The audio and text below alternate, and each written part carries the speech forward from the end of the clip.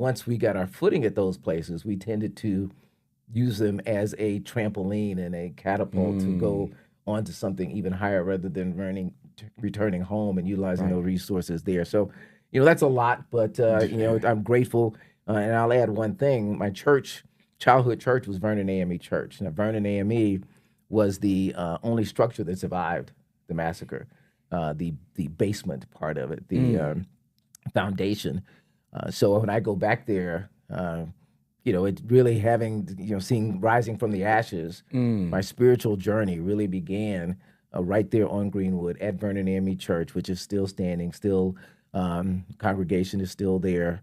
It's really been supported a lot and should continue to be supported because it's part of our history, our American history. When you look at structures that were there now 105 years ago, when the worst of the worst happened, but are still standing, you got to preserve them. It's incredible. And that the impact, and we're going to talk a good bit about this around storytelling, right? And knowing what stories that need to be told, but also how that impacts one's perspective on what they think they can do, what they need to be doing.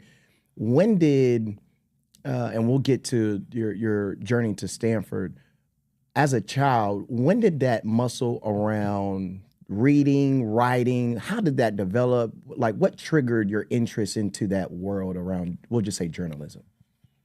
Well, some of it almost had no choice. Forget journalism, just in terms of education. My mother was a teacher.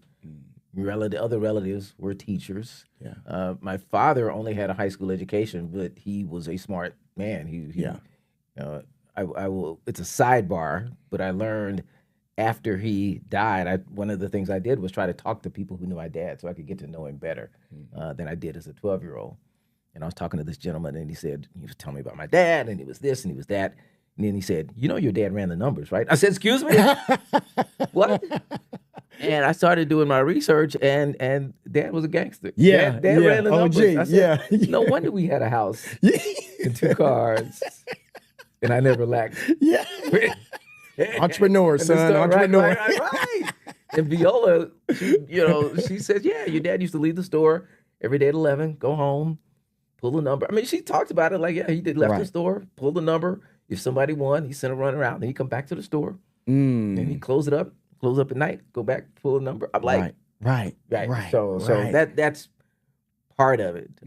But just being around people who were thriving despite segregation, right? They did not allow the rules of that time to define them. If they were maids or butlers in white folks' homes, they came home, they took those uniforms off and put on what they felt they were. Right. I had a stepfather, my mother remarried, who had his own lawn service, right? And his clients were some of the richest families in Tulsa. So he got in his truck, drove to the south side of town, took care of them, and they took care of him to the day he died. But he did not allow that to define him. He put on his overalls. When he came home, he took a shower, got comfortable, got in his chair, and did what he wanted to do. So what I learned was that all these people were thriving. I didn't know much about segregation. I didn't know what was going on. All I saw was lawyers and barbershops and restaurants and people going to church. And one of the things that happened for me is in junior high school, my parents sent me to this predominantly white private school on the other side of town, in part because there was a sister who lived across the street who went there. And they said, hey, you should have Roy apply and see if he gets in, et cetera. So I did. And so all of a sudden, I was living in the black part of town, but every day getting up and going to school in a totally different world. Initially, that was maybe 20 minutes from where I live, but when I went to high school, it was a good 30 minutes from where. So I grew up in these 2 worlds, and learned a new language, learned how to learn that I belonged, learned that there were good white people and bad white people, learned that they weren't any smarter than I was. I mean, there were some, but not everybody. Right.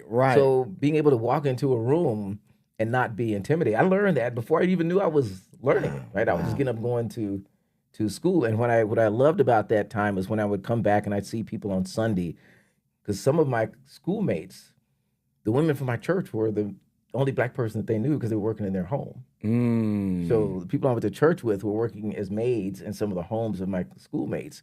But every Sunday they would say, "Hey, keep on doing what you're doing. Yeah. Keep on. You know, you belong out there. So keep on." So just hearing those words on a regular basis from the men who were like, "Yeah, you know, do your thing, keep going, keep going."